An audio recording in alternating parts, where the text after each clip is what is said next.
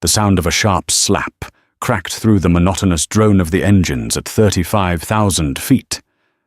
On Airline Airlines Flight 721 from New York to London, all eyes snapped towards the commotion in aisle 28. A senior flight attendant, her face a mask of fury, stood over a black woman who had just been struck, the accusation spilling a drink and showing unacceptable disrespect. The flight attendant, a 20-year veteran, felt untouchable, secure in her authority. What she didn't know, what no one on that plane knew, was that the quiet woman in seat 28B was Dr. Evelyn Hayes, the newly appointed incognito CEO of Airline's parent corporation, and she had just made the biggest mistake of her career. The air in the economy cabin of the Boeing 777 was thick with the familiar sense of recycled air, lukewarm coffee, and passenger fatigue. It was a full flight, a red-eye from JFK to Heathrow, every seat occupied by a soul either eager to start a vacation, desperate to close a business deal, or simply trying to get home. In seat 28B, Dr. Evelyn Hayes adjusted her simple grey pashmina, pulling it tighter around her shoulders. Dressed in comfortable black travel pants, a simple merino wool sweater, and no-nonsense flats, she looked like any other weary traveller.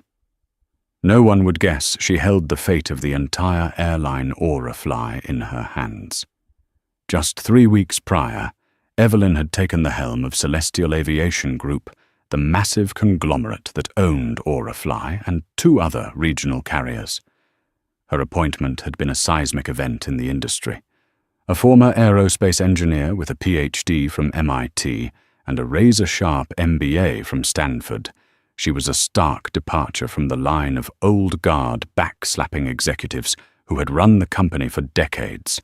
She was also a widow, her husband, a beloved airline captain, having been lost in a tragic, non-work-related flying accident 5 years earlier. That loss had forged in her a profound personal commitment to the safety and dignity of everyone involved in aviation, from the ground crew to the passengers. Her first unofficial act as CEO was this, a series of anonymous flights on her own airlines. She wanted to see the truth unvarnished, not the polished reports and curated walkthroughs that executives were usually shown, but the real lived experience of her customers and her frontline employees. Today was Airline's turn. The flight attendant in charge of her section was a woman named Brenda Jenkins. In her late 40s, Brenda carried herself with an air of brittle authority. Her uniform was immaculate, her blonde hair pulled back into a severe bun, but her smile never quite reached her eyes. She was a senior purser, with over 2 decades of service, a fact she made known through subtle and sometimes not-so-subtle condescension. Evelyn had been observing her for the first 2 hours of the flight. She saw how Brenda spoke down to a young, nervous-looking junior flight attendant named Liam O'Connell, chiding him loudly for the way he stacked the meal trays. She noticed Brenda's perfunctory service to passengers in the back rows, contrasted with the fawning attention she gave a man in business class she clearly knew. Evelyn's first direct interaction with Brenda was minor but telling. When the drink cart arrived, Evelyn requested a simple glass of water with no ice. Just water. Brenda asked her tone, implying the request was an inconvenience. She slopped some water into a plastic cup, ice cubes clinking despite the request. "I had asked for no ice if it's not too much trouble," Evelyn said politely, her voice calm and even. Brenda let out an exaggerated sigh. She fished the ice out with a pair of tongs, splashing water onto the small tray table. "There." Happy, she muttered before moving on, not waiting for a response. Evelyn simply blotted the water with a napkin, making a mental note. This was exactly the kind of data she was here to collect. The small erosions of service, the subtle acts of disrespect that collectively tarnished a customer's experience and ultimately the company's brand. Beside her in seat 28A, A young man was trying to work on his laptop, his elbows constantly jostling for space. In 28C sat a mother with a restless toddler. It was the epitome of the crowded, often stressful economy class experience. Evelyn understood that this environment could fray nerves, especially for the crew. But what she was seeing from Brenda wasn't stress. It was contempt. An hour later, as the cabin lights dimmed for the overnight stretch, the passenger in 27B, directly in front of Evelyn, abruptly reclined his seat. The motion was so sudden, it jolted Evelyn's tray table where her freshly refilled cup of water sat. The cup tipped, sending a cascade of cold water directly into her lap and onto the floor. "Oh, I am so sorry," the man in front said, turning around, his face a picture of embarrassment. "It's quite all right," Evelyn assured him with a small smile. "It's just water. No harm done." She reached for the call button to request some napkins. It was Brenda who answered the call, her face already set in a grimace of annoyance. "What is it?" She snapped, her eyes landing on the puddle on the floor. Her gaze flickered from the spill to Evelyn, and her expression soured instantly. "Oh, for heaven's sake, you couldn't be more careful." "It was an accident," Evelyn explained calmly. The gentleman in front reclined his seat suddenly. "Could I just have a few paper towels, please?" Brenda ignored the request. Instead, she turned to the junior attendant, Liam, who was collecting trash nearby. "Liam, get the cleanup kit. Another brilliant passenger has decided to redecorate the cabin with their beverage." Her voice was loud enough for the surrounding rows to hear. Humiliation, Evelyn noted, was a tool Brenda seemed to enjoy using. Liam hurried over his face, apologetic. "Right away, Brenda." "Ma'am, I'm so sorry about that." "It's fine, thank you," Evelyn said, giving the young man a reassuring nod. But Brenda wasn't finished. She leaned down her face, uncomfortably close to Evelyn's. Her voice dropped to a low, venomous hiss. "You know we have a manifest of passengers who are problematic. People who cause disruptions, make a mess. I'd hate to have to add your name to that list, especially on an international flight. It can cause all sorts of problems for you at customs." The threat was unmistakable. Evelyn's eyebrows rose slightly. This had escalated from poor service to outright intimidation. She held Brenda's gaze, her expression unreadable. "I believe all I did was have water spilled on me by accident." Evelyn stated, her voice still quiet, but now laced with a thread of steel. "And all I've asked for are paper towels. I don't believe that qualifies as a disruption." Brenda seemed taken aback by the lack of fear or capitulation. She clearly expected Evelyn to be flustered to apologize profusely just to make the confrontation end. Evelyn's calm defiance was like fuel on a fire. "It's the attitude," Brenda sneered. "You think because you've bought a ticket you own the plane. You have no respect for the crew, for the rules. I am in charge of this cabin, and you will show me the proper respect." "I will always show respect where it is earned," Evelyn replied, the words hanging in the air between them. For Brenda, this was the final straw. This passenger, this woman in a cheap-looking sweater, had publicly challenged her authority. In her mind, the situation was no longer about a spilled drink. It was about power, and she was determined to win. The tension in the narrow aisle crackled. Passengers in the nearby rows were now openly staring, their sleep-hazed expressions replaced by a mixture of curiosity and discomfort. Liam stood frozen a few feet away, holding a handful of paper towels, his eyes wide with alarm. He could sense this was spiraling out of control. "What did you just say to me?" Brenda's voice was dangerously low. Evelyn remained seated, refusing to be drawn into a shouting match. She looked up at the enraged flight attendant. "I said that respect is earned. Your tone and your threats have been entirely unprofessional. Now, if I could please have those towels, I'd like to clean this up so we can all move on with the flight." She gestured towards Liam. It was a calculated move, an attempt to de-escalate by redirecting the interaction to the more reasonable crew member. But to Brenda it was a dismissal. It was the ultimate insult. In her world, a senior purser was not to be dismissed by an economy-class passenger. "Don't you dare ignore me," Brenda hissed, stepping forward to block Liam. She leaned over Evelyn again, invading her personal space. "You will apologize. You will apologize for the mess, for your back talk, and for the disrespect you've shown me." Evelyn looked at her. Her calm demeanor, a stark contrast to Brenda's barely contained rage. "I will not. I have done nothing that requires an apology. I am the lead purser on this aircraft.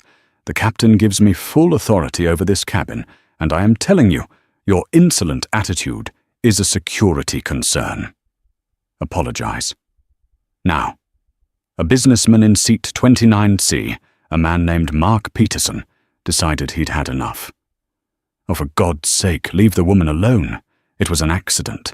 She didn't do anything wrong." Brenda whirled around to face him. "You will stay out of this, sir, or I'll have you written up for interfering with a flight crew. This is an official matter." The threat worked. Mark Peterson threw his hands up and sank back into his seat, muttering under his breath. Brenda turned her attention back to Evelyn, her face flushed with victory. She saw Evelyn as the sole remaining obstacle to her reasserted dominance. This was the moment that would define everything that followed. Liam, seeing the fury in Brenda's eyes, instinctively reached for his phone in his pocket. He angled it slightly, hoping to discreetly record the interaction. He wasn't sure why, only that he had a sinking feeling this was about to cross a line, and there needed to be a record. "Last chance," Brenda snarled at Evelyn. "Apologize." Evelyn slowly shook her head. "No." The word, spoken quietly, but with absolute finality, broke Brenda's control. All the bitterness of a stalled career, the personal frustrations, the years of feeling unappreciated, coalesced into a single impulsive act of rage. Crack! Brenda's hand flew out, and she slapped Evelyn hard across the face. The sound was shockingly loud in the confined space. A collective gasp rippled through the nearby passengers. The toddler in 28C, startled by the noise, and the sudden tension, began to cry. For a moment there was absolute silence, broken only by the child's wails and the hum of the engines. Evelyn's head had been snapped to the side by the force of the blow. She slowly turned back to face Brenda, her cheek already blooming with an angry red mark. Her expression was not one of anger or fear, but of profound, icy calm. It was the look of a scientist observing a failed experiment. The look of a CEO identifying a catastrophic system failure in real time. Brenda, for her part, seemed as shocked as anyone. Her hand tingled, her heart hammered in her chest. She hadn't meant to do it, not really. It was an instinctive, unthinking reaction. But it was done. She could see the horrified looks on the passengers' faces. She could see Liam's pale, trembling shock. Panic began to set in, but it was quickly shoved aside by a lifetime of defensiveness. She had to control the narrative. Now, she grabbed my arm, Brenda announced, loudly, her voice shaking but full of false conviction. This passenger became aggressive. She assaulted a member of the flight crew. It was a blatant, desperate lie. No one had seen Evelyn move a muscle, except to shake her head. Mark Peterson, in 29C, shot to his feet. "That is an absolute lie. You slapped her for no reason. I saw the whole thing." "Sir, I warned you," Brenda shrieked, pointing a trembling finger at him. "Liam, get on the intercom to the captain. Tell him we have an unruly, aggressive passenger in row 28. A security threat. Tell him she assaulted me. Liam was paralyzed. He knew what he had seen. He knew Brenda was lying. but he was a junior attendant on probation, and she was the senior purser who could make or break his career. His mind raced. He looked at the calm, dignified woman who had just been assaulted then at his hysterical, mendacious superior. He thought of his phone still recording in his pocket. With a heavy heart, he stammered, "Brenda, I don't think she—" "Now! Liam!" Brenda screamed, her face contorted. "Or your career ends the moment we land." The threat hung in the air. The power dynamic was absolute. Defeated Liam turned and stumbled toward the galley intercom, his face ashen. Evelyn watched it all unfold. She hadn't said a word since the slap. She simply sat there, absorbing every detail Brenda's fabricated story, the intimidation of witnesses, the coercion of junior staff. This wasn't just a rogue employee anymore. This was a symptom of a deeply sick corporate culture, one that protected bullies and punished victims. Her mission had just changed from observation to radical surgery. The first incision had just been made right across her own cheek. The call to the cockpit set in motion a chain of events that sealed Brenda's fate, though at the time it felt like her salvation. Captain Miller, a veteran pilot with a no-nonsense demeanor, received the call from a flustered Liam. The words, "passenger assault and security threat," are triggers in the aviation world, demanding immediate and decisive action. "Keep the passenger isolated. I'll be out in a minute." Captain Miller's voice crackled back, firm and authoritative. Brenda, hearing the plan, felt a surge of relief. The captain would back his crew. He always did.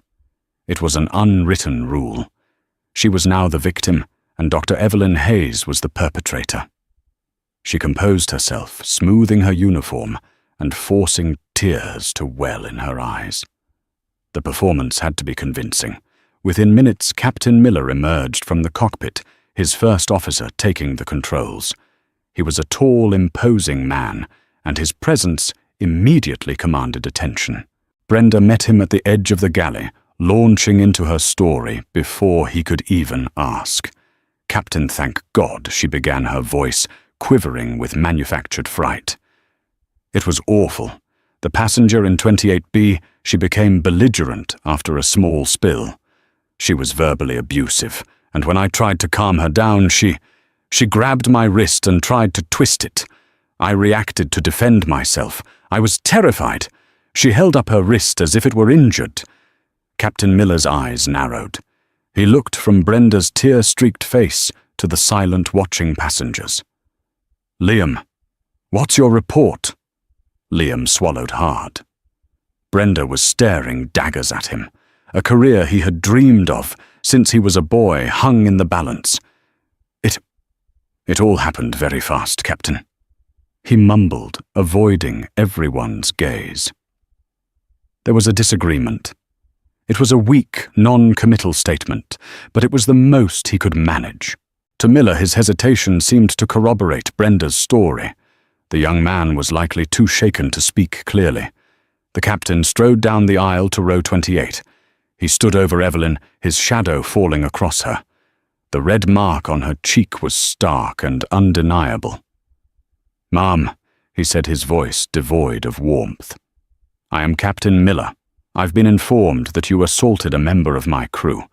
Under international aviation law, I have the authority to have you restrained and handed over to law enforcement upon landing. We have zero tolerance for such behavior. Do you have anything to say for yourself?" Evelyn looked up at him, her gaze unwavering. She didn't raise her voice. She didn't cry or protest her innocence in a panic. "Captain," she said, her voice a model of composure, "I did not assault anyone. Your purser, Ms. Jenkins, became verbally abusive after an accidental water spill. When I refused to comply with her demand for an apology, she slapped me. You can ask any of the passengers who witnessed it." Mark Peterson immediately spoke up. "She's telling the truth, Captain. The flight attendant is the one who was out of control. She lied about being grabbed. We all saw it. Several other passengers murmured in agreement. Captain Miller's expression tightened.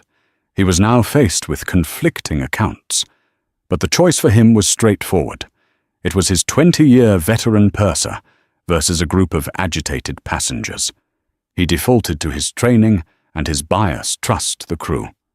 Passengers can become confused in a stressful situation, he said dismissively, not even looking at Peterson. He turned back to Evelyn. My purser has filed an official report of assault. That is what I will be acting on. To ensure the safety and security of this flight, I'm going to have to ask you to move. We will reseat you at the back of the aircraft near the galley where the crew can keep an eye on you. It was a profound humiliation. She was being treated like a criminal. Captain Miller Evelyn said, her voice still level, but now carrying an immense weight. I strongly advise you to reconsider your course of action.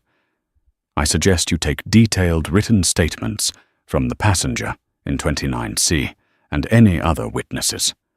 I can assure you that your failure to properly investigate this incident will have significant consequences. Her tone, her precise language, and her sheer audacity in lecturing him gave the captain a brief moment of pause. Who was this woman? But Brenda, sensing his hesitation, interjected. You see, Captain, she's still being threatening. She's trying to intimidate us. That was all it took. Miller's mind was made up. Ma'am, my decision is final. You will move now, or I will have you physically restrained. Do you understand me? Evelyn held his gaze for a long second, then gave a single, almost imperceptible nod. I understand perfectly. Without another word, she gathered her small handbag and her pashmina. As two flight attendants, both looking deeply uncomfortable, escorted her down the aisle, she was subjected to the stares of hundreds of strangers. Some looked at her with pity, others with suspicion. She was being paraded as an unruly passenger. They seated her in an empty, cold crew jump seat at the very back of the plane. A flight attendant was posted to stand guard a few feet away. Brenda watched her go, a triumphant smirk on her face. She had won. She had faced down a challenge to her authority and had been vindicated by the captain. She felt powerful, untouchable. She spent the rest of the flight accepting sympathetic looks from her colleagues and documenting her fabricated version of events in the flight log. Evelyn sat silently in the back, the chill of the fuselage seeping into her bones. She wasn't angry. She was far beyond that. She was processing data. She had witnessed a systemic breakdown at every level, a toxic employee, a coerced junior crewman, complicit colleagues, and a captain who chose the path of least resistance over the truth. His bias to protect his crew had made him an accessory to both an assault and a cover-up. She discreetly pulled out her phone. She typed a short, encrypted message to a single contact, David Chen, Chief Operating Officer of Celestial Aviation Group. The message read, David, Code Red, Aurafly 721. Incident requires your immediate and discreet attention upon landing at LHR. Convene an emergency meeting for 0900 at the London office with head of HR Aurafly Flight Operations and the entire crew of AF 721. I will lead the meeting. Do not disclose my presence on this flight to anyone. Await my signal. She hit send. The message was delivered silently. Up in the front of the plane, Brenda Jenkins was blissfully unaware that she was flying directly into the eye of a corporate hurricane, with the storm's creator sitting quietly at the back of the plane, logging every detail of her own demise. The descent into London Heathrow was tense. The cabin was rife with whispers. The news of the unruly passenger being moved had spread, and Evelyn could feel the weight of judgmental stares as crew members walked past her jump seat. She remained impassive, her face a mask of quiet contemplation. Her cheek throbbed with a dull ache, a physical reminder of the task ahead. As the plane taxied to the gate, Captain Miller's voice came over the PA system. After the standard welcome message, he added a stern addendum. Due to an in-flight security incident, we ask that all passengers remain in their seats after the seatbelt sign has been turned off. We will be deplaning under the direction of airport authorities. Thank you for your cooperation. A nervous murmur went through the cabin. This was unusual. Evelyn knew what it meant. She was about to be handed over. When the jet bridge connected, the door was opened not by a gate agent, but by two stern-faced Heathrow Airport police officers and an Aurafly station's manager. Brenda stood behind them, looking grim and self-important, pointing towards the back of the plane. "That's her," Brenda said, her voice loud enough for everyone to hear. "The one who caused all the trouble." The officers made their way down the aisle, their presence silencing the cabin. Passengers craned their necks, their phones surreptitiously recording the drama. The officers stopped in front of Evelyn. "Mum, would you come with us, please?" One officer said, his tone polite but firm. Evelyn stood without a word. As she was escorted towards the front, she passed Mark Peterson. He gave her a look of deep sympathy and anger. "This is a disgrace," he mouthed silently. Evelyn gave him a tiny, almost imperceptible nod of acknowledgement. She then passed Liam, who was studiously avoiding her gaze, his face pale and guilt-ridden. Finally, she passed Brenda, who met her eyes with a look of pure, unadulterated triumph. Evelyn Hayes, the CEO of the entire corporation, was walked off her own aircraft like a common criminal, in full view of her customers and employees. It was the ultimate humiliation, but for Evelyn, it was also the final piece of evidence she needed. She had now experienced the absolute worst-case scenario for a passenger being wronged, disbelieved, and then punished by the very system that was supposed to protect her. They didn't take her to a police station. Instead, they led her to a small, sterile interview room in the airport's operations wing.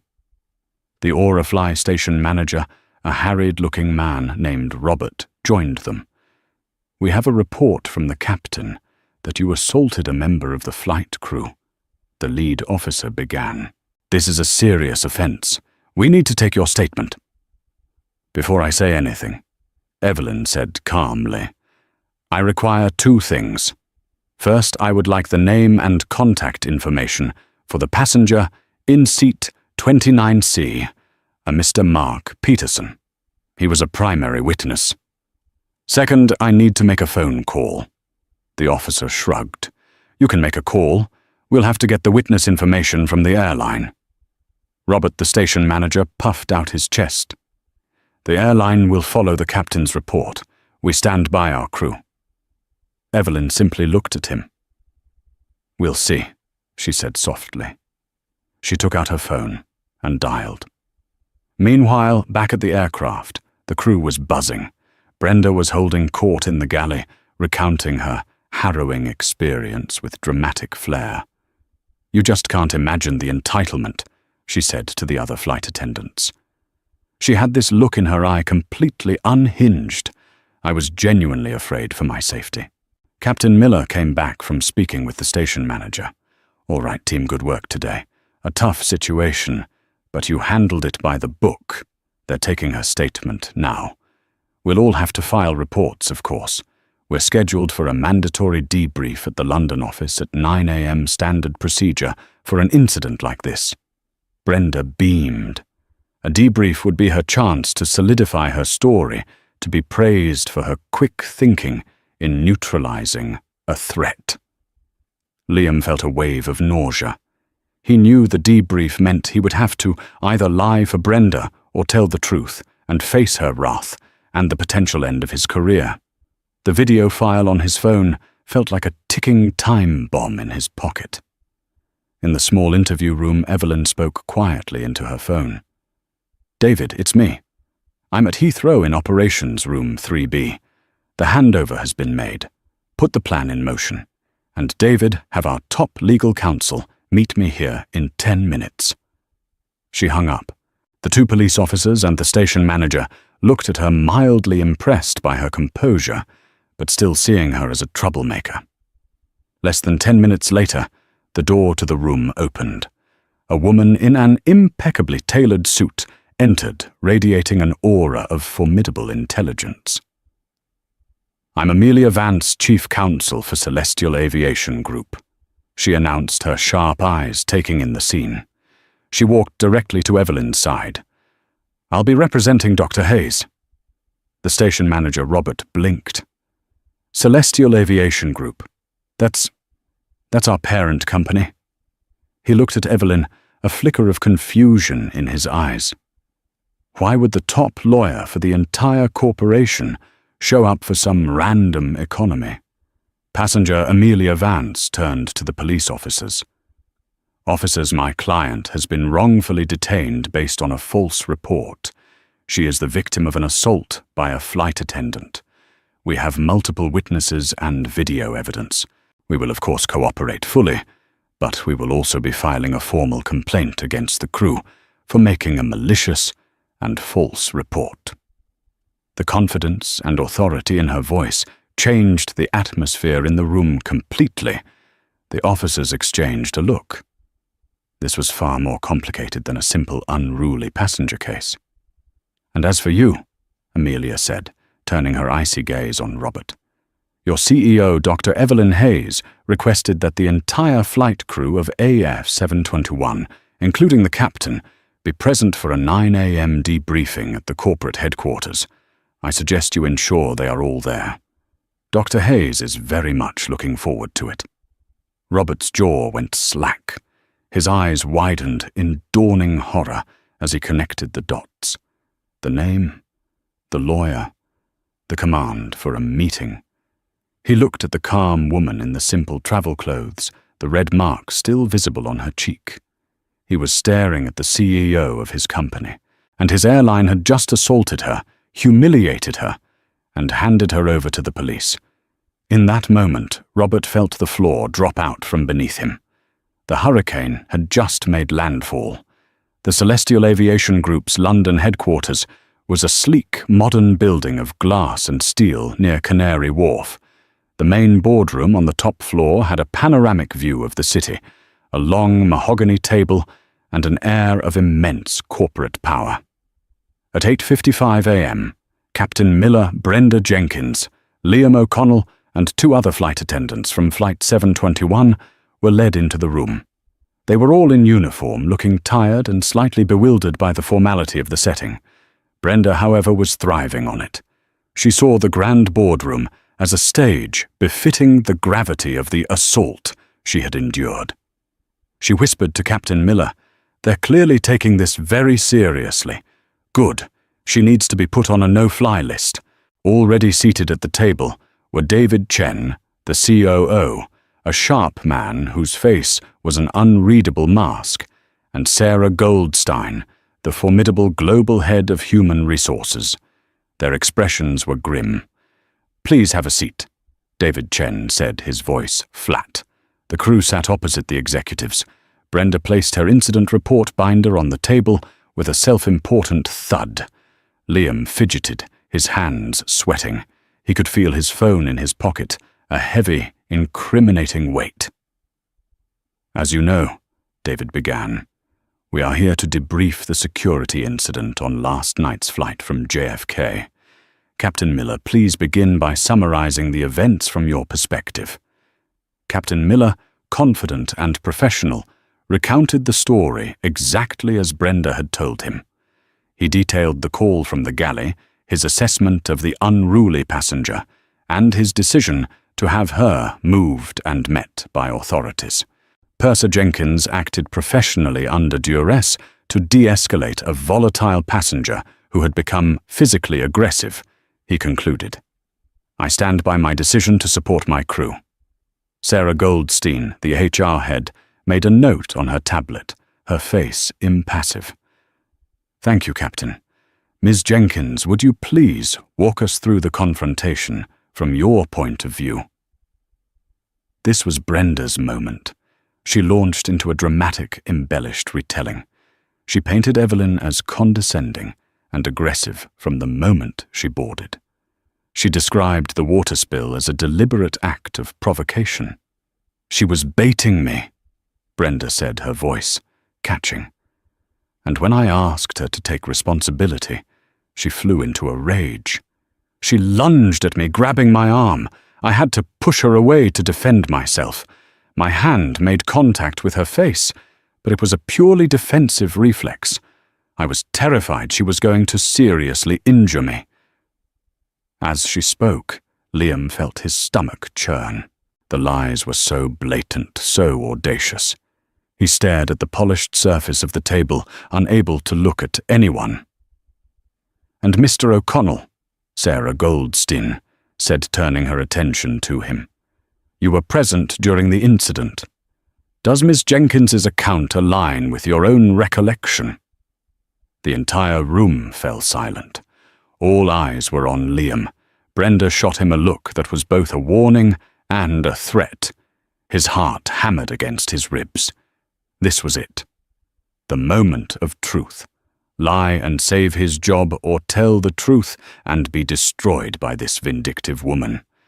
He opened his mouth to speak, but before he could utter a word, the main doors to the boardroom swung open. A woman walked in, flanked by the company's chief counsel, Amelia Vance. She was no longer wearing the simple travel clothes from the flight. She was dressed in a razor-sharp, dark navy power suit. Her hair was perfectly styled, and though faint, the bruise on her cheek was still visible under a light layer of makeup, a stark testament to the previous night's events. She was Dr. Evelyn Hayes. She walked to the head of the table and stood there, her gaze sweeping across the stunned faces of the flight crew. Captain Miller's professional composure vanished, replaced by a look of utter disbelief. The other flight attendants just stared, their minds struggling to reconcile the unruly passenger with the powerful executive standing before them. But it was Brenda Jenkins's reaction that was the most profound. The color drained from her face. Her confident smirk dissolved into a slack-jawed expression of pure, unadulterated horror. The world as she knew it had just ended. She was looking at the ghost of her own career. "Good morning," Evelyn Hayes said, her voice resonating with quiet, chilling authority. "I believe you were just recounting your version of events, Ms. Jenkins. Please continue. I'm especially interested in the part where I lunged at you." Brenda stared, speechless. A choked, gurgling sound escaped her throat. Evelyn's eyes moved to Captain Miller. "Captain, you stated that you stand by your crew and your decisions. We'll be examining that statement in great detail." She then looked at Liam, whose face was a mixture of terror and, surprisingly, a glimmer of hope. "It seems we have conflicting reports of what occurred on my flight last night," Evelyn said, her voice cutting through the stunned silence.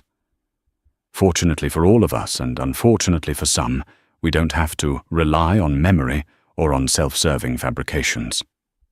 She nodded at David Chen. He tapped a button on the conference room's control panel. The large screen on the wall flickered to life. "Mr. O'Connell," Evelyn said, her voice softening slightly. "I understand you were in a difficult position, but I also have a feeling you know what the right thing to do is. Before we proceed, is there anything you'd like to share with us?" Liam looked at Brenda's ashen, terrified face, then at the powerful, composed CEO who had been so utterly wronged. He knew this was his only chance at redemption. He took a deep breath, pulled the phone from his pocket, and placed it on the table. "I have a video," he said, his voice trembling but clear. "I recorded the whole thing." The blood drained completely from Brenda's face. She finally understood. This wasn't a debriefing. It was a reckoning. And she was the one on trial. The air in the boardroom was so thick with tension, it felt hard to breathe. David Chen took Liam's phone, connected it to the room's system, with a practiced efficiency, and the video began to play on the massive 8K screen. The footage was slightly shaky, filmed from a low angle, but the audio was crystal clear. The entire confrontation unfolded for the executives to see. They heard Evelyn's calm, polite requests. They heard Brenda's escalating aggression, her sneering insults, and her blatant threat to place Evelyn on a problematic passenger list. They heard Mark Peterson's attempt to intervene, and Brenda's threat to have him written up. And then they saw it. Clear as day. Evelyn sitting perfectly still, shaking her head, no. And Brenda's hand, flashing out the sickening crack of the slap, echoing through the high-fidelity speakers. The video continued, capturing Brenda's immediate, fabricated cry of, "She grabbed my arm," and her frantic attempts to create a false narrative, screaming at Liam to call the captain.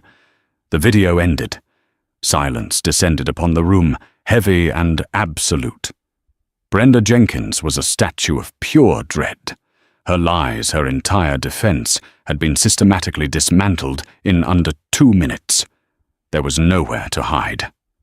Captain Miller stared at the blank screen, his face pale. He hadn't just been wrong. He had been a fool, a pawn in Brenda's pathetic power play, and he had allowed his CEO to be assaulted and humiliated based on the lies of a subordinate. Evelyn let the silence stretch for a long, uncomfortable moment before she spoke. Her voice was devoid of rage. It was cold, precise, and final, like a surgeon making a clean incision. "Ms. Jenkins," she began, "you have worked for this airline for 22 years. In a single evening you have managed to commit assault, file a false official report, intimidate a witness, and coerce a junior colleague into collaborating on your lie. You did this not because of a threat, but because your authority was questioned by a passenger you deemed beneath you. You are not just a liability to this company. You are a danger to our passengers and a disgrace to the uniform you wear." She paused, letting the words sink in. "Sarah," she said, turning to the head of HR. Sarah Goldstein spoke, her tone equally frigid. "Brenda Jenkins, effective immediately your employment with Airline Airlines and any subsidiary of the Celestial Aviation Group is terminated for gross misconduct. A security team is waiting outside this room to escort you from the premises. You will hand over your company ID and all other property. Your final paycheck will be mailed to you less any applicable deductions. We will be providing the evidence of your assault to the Crown Prosecution Service, and we will fully support any criminal charges they choose to pursue. Furthermore, our legal department will be in touch regarding a civil suit to recover damages to the company's reputation." Brenda finally broke. A strangled sob escaped her lips. "Please. Dr. Hayes. I have a mortgage. My kids. It was a mistake, a moment of madness. I'm so sorry." Evelyn's face remained like stone. "You weren't sorry when you were lying to the captain. You weren't sorry when you were watching me being escorted off the plane by police. You were proud. Your apology is not for your actions. It is for the consequences. It is worthless security." As if on cue, 2 burly security guards entered the room. They moved to stand on either side of Brenda, who was now openly weeping a pathetic, crumbling ruin of the tyrant she had been just hours before. They gently but firmly took her arms and led her out of the boardroom, her career over her life in tatters. With Brenda gone, Evelyn's gaze fell upon Captain Miller.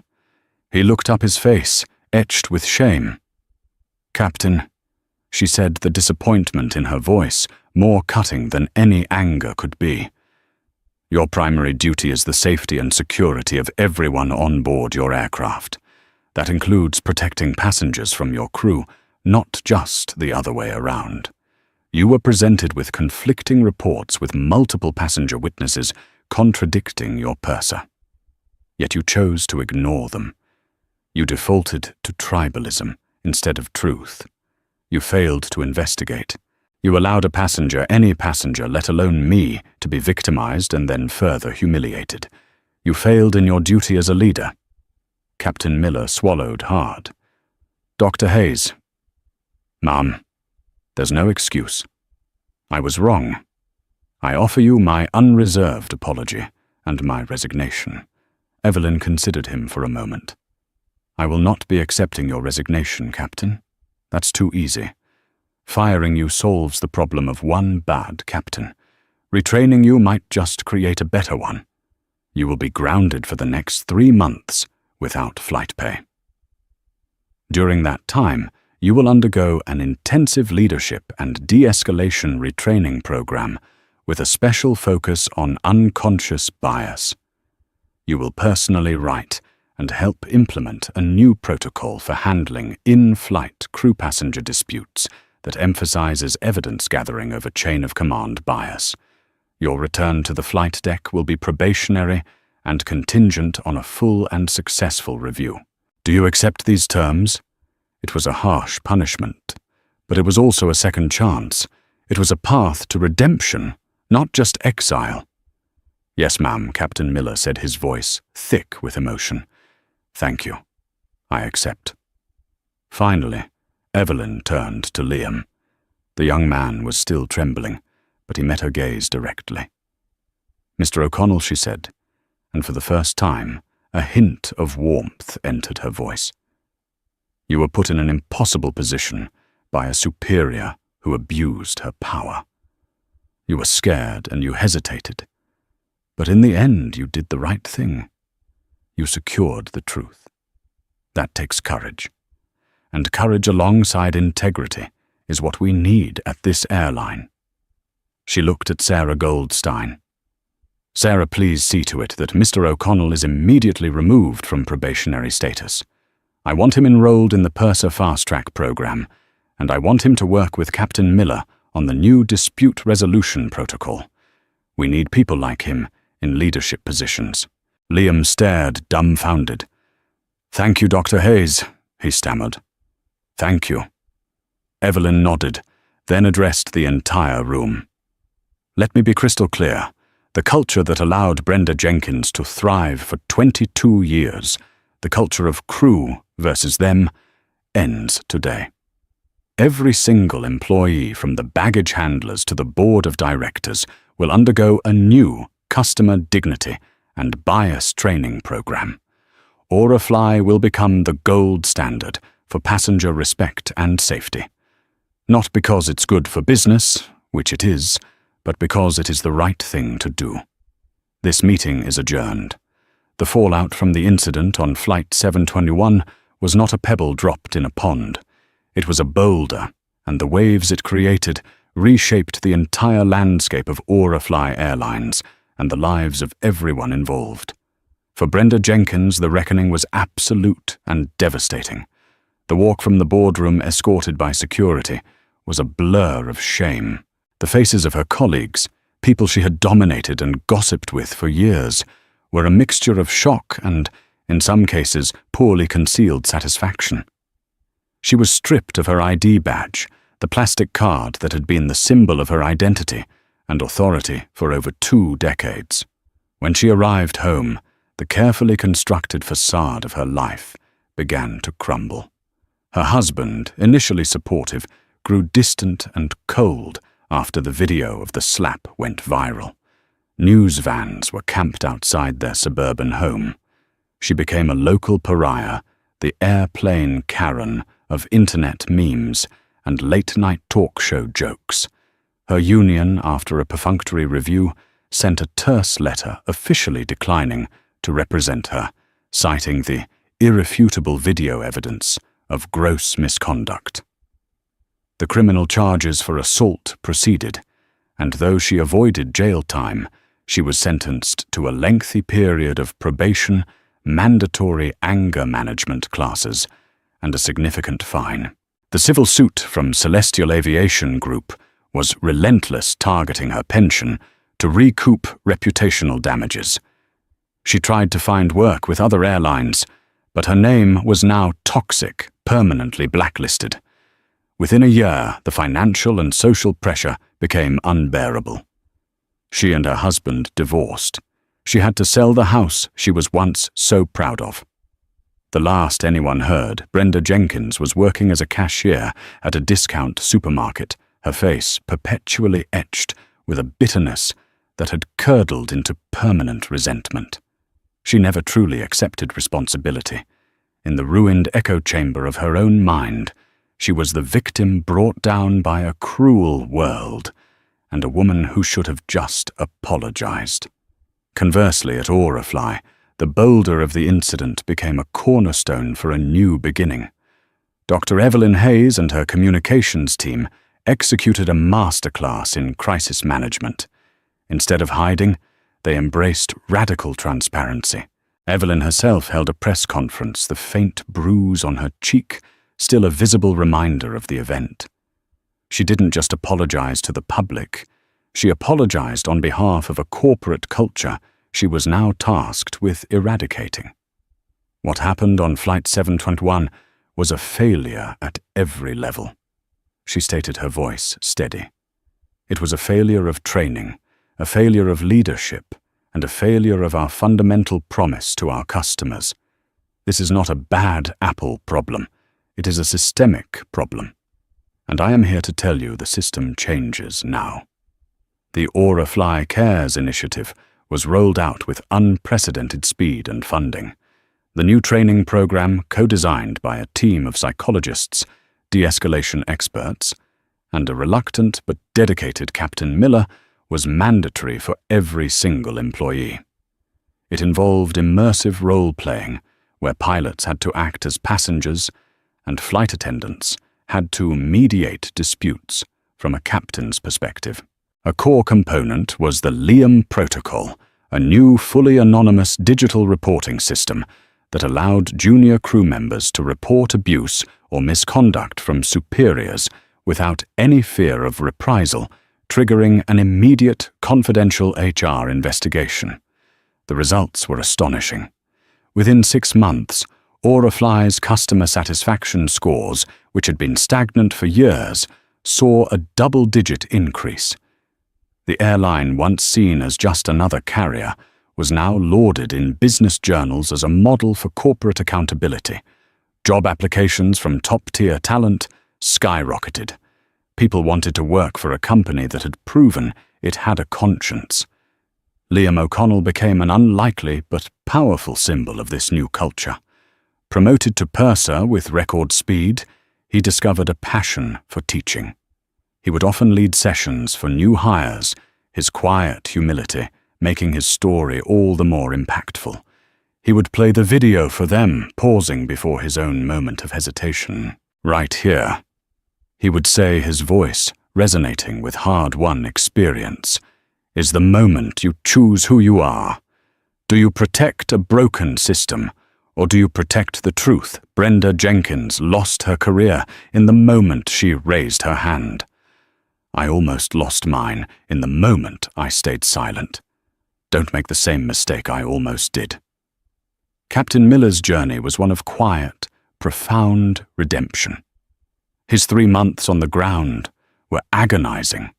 He was forced to confront his own biases in sessions that left him mentally and emotionally exhausted. He realized his trust the crew mentality was a lazy shorthand for trust the person with the most stripes on their sleeve. When he returned to the flight deck, he was a different man. He made a point of having pre-flight briefings where he spoke to the most junior crew members, first asking for their input.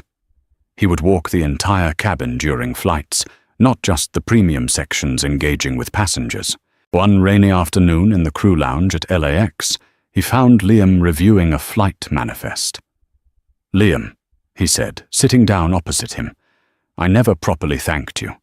You had the courage I lacked that day. You reminded me that the stars on my epaulets stand for responsibility, not authority. I'm a better captain because of you." Liam moved, simply nodded. The apology, unspoken for months, was finally delivered and accepted. A year after the incident, Dr. Evelyn Hayes was on a flight to Singapore to launch a new, highly anticipated route. She was in business class, and her presence was known to the crew, but the atmosphere wasn't one of fear, but of pride. The lead purser, a warm, experienced woman named Maria, served her with a smile that was genuine. "Dr. Hayes," Maria said after the meal service, her voice low, "I hope you don't mind me saying, but we had a situation on a flight to Frankfurt last week. A passenger was becoming irate over a seating issue. The old way would have been to shut him down, maybe threaten him. But the junior attendant, a brand new hire, used the new de-escalation techniques.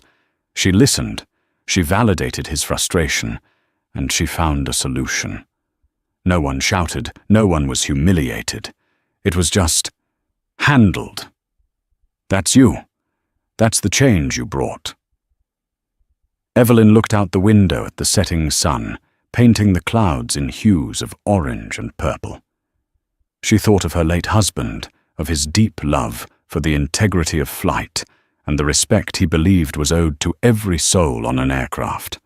The slap had been a violation of everything he stood for, but what had grown from it, the accountability, the renewed sense of pride, the safer and more dignified environment for both passengers and crew, was the greatest possible tribute to his memory.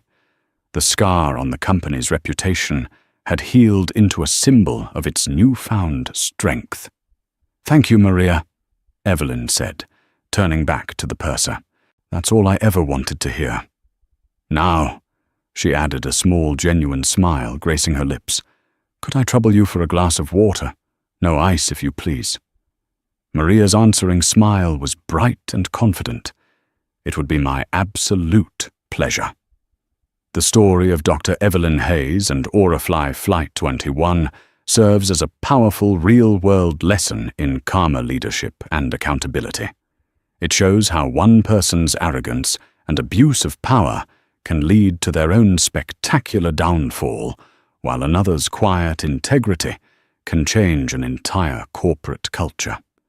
Brenda Jenkins thought she was untouchable, but she learned that character is what you do when you think no one important is watching.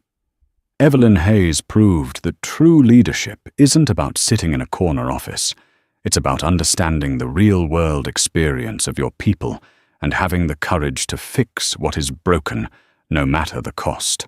If this story of justice and dramatic karma resonated with you, please hit that like button to show your support. It helps our channel more than you know. Share this video with friends and family who appreciate a story where the bully gets exactly what they deserve. And most importantly, if you haven't already, click subscribe and ring that notification bell so you never miss another incredible true life story. We want to hear from you. What would you have done if you were Liam? Let us know in the comments below. Thanks for listening.